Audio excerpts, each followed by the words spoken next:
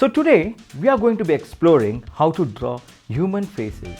In previous episodes, we have drawn comic and funny faces. Today we are going to make a semi-realistic and realistic face. We will be looking at perspectives and proportions. In this episode, we will look at how to draw an adult man's face as well as a boy's face. So let's start with drawing a circle and then the little boy here. Now let's put in the proportions. One line to dissect the top part. So this is where you would position the eyes. The second would be where you would position the mouth. Now you have the proportions ready here. Let's go on to the boy. Now one thing you have to keep in mind when you're drawing the little boy here is your dissecting line will come here, where we're giving the boy a slightly broader forehead. So you see the proportions have changed for the boy and the man. So now we have the basic proportions in place. We can add in the features. The guidelines help us to understand where to place the various features, and so it's important to start with that. So as you see, there's a difference between the proportions of the man's face and the boy's face. And as we grow up, our face proportions would change. So for the man, we have 3 more or less similar divided proportions. While for the boy, the top half of the face, the forehead section, is much larger, and then the rest of the face is divided into halves. Okay, let's come to the man again. Now let's put in the details. So this is where you would put in the eyebrows, and this is where you get in the nose, the eyes, okay, and over here the mouth. Now on this line here we draw the ears. This is in line with the eyes.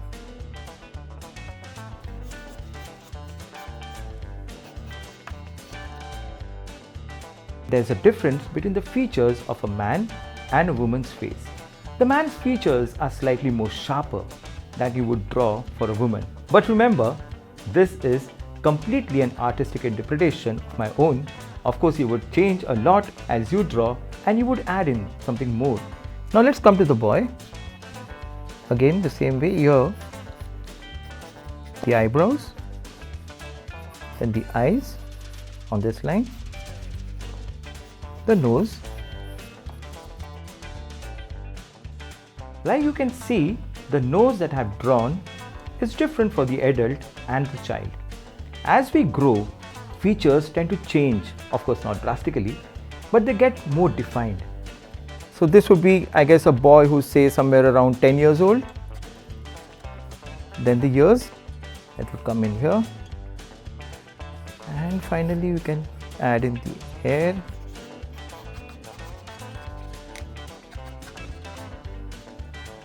Same over here. It's good that we're using pencil for the first step, because if we want, we can easily erase and change things that we don't like. So when we draw these lines, which I would call the guidelines or the perspective lines, define which way the face is looking. So if I want to draw the vertical lines with the opposite curve, the face would look in the opposite direction. Let's try that out. So let's take the same figure. Like suppose if I want this boy to be facing in this direction, I'll draw this line here, and now this line, which is an indicator of where I would place the eyes and the nose. So here the eyebrows, the eyes coming in this direction, and then in this line here the mouth, the ears over here. So this is what I mean about how you change these lines to indicate in which direction your character is facing. I guess it's in what's very important when you're drawing realistic or semi-realistic faces or figures is the proportions, which is very, very important. We would not pay that much attention to it when you're doing a cartoon figure. So in realistic or semi-realistic, you have to keep in mind that these proportions of the face or the body has to be maintained. So the basic difference between the semi-realistic faces we have drawn here and the cartoon or the comic faces is the kind of features that we use. For the semi-realistic faces, the features are more like real life features like the eyes, the nose, the mouth and so on.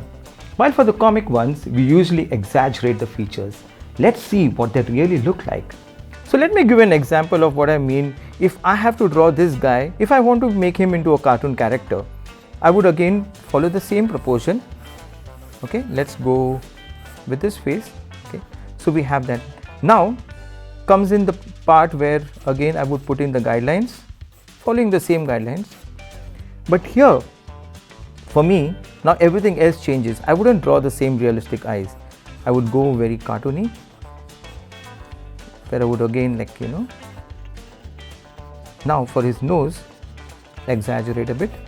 I know that he has got a slightly pointy nose, and when I am drawing a cartoon, I will go all out and give him a nose which is longer and a mouth which is again broad like this, and give him a smile. Again for his ears, I might just go a little bit more funnier here, and then the hair. So I'll just exaggerate a few of the facial features like the eyes and the nose and the mouth, and give it a different look. Same with the boy. If I have to make this guy funny looking character in cartoon style, I will change this a bit, make him look more plump, like his chubbier.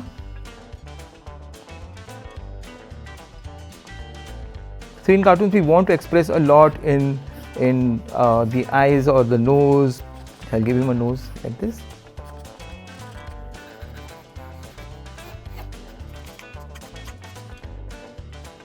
Now that we have drawn the various faces, let's ink it and see what they finally look like.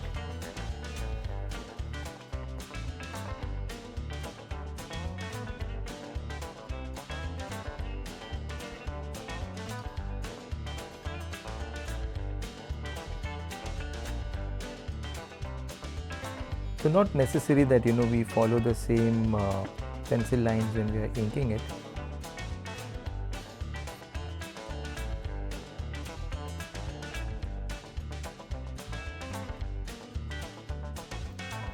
Yeah, and don't worry about your inks going wrong. You can always start again. So the more you draw, I would suggest penciling is not a exercise that you do once in a week or something like that. I would suggest sketching at least minimum 3 or 4 random sketches.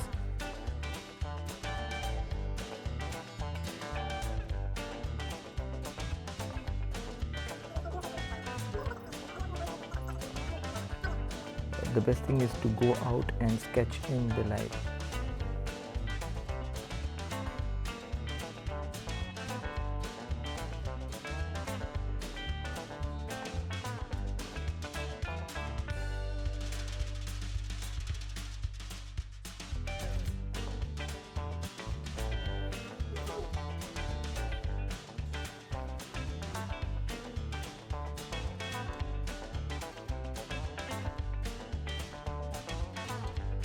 As you can see, the final inked face looks a little different from the original pencil drawings.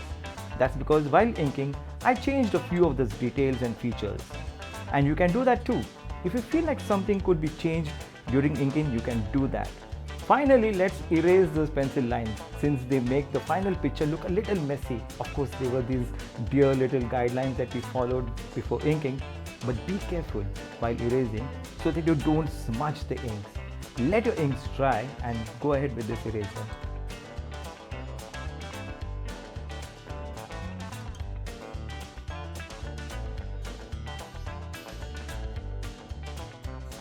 Now that we are done with the erasing and we can see the difference, it is important to do the pencils first so that you have the guideline for what you are drawing and it's easy to change. So now we are done with erasing and now let's get into adding in the little detail about the hair, highlighting the hair.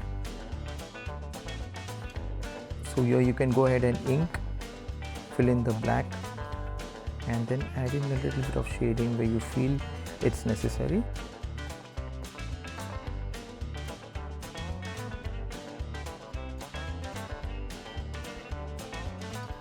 So there you have the faces of the man and the boy, as well as a comic version of the boy too.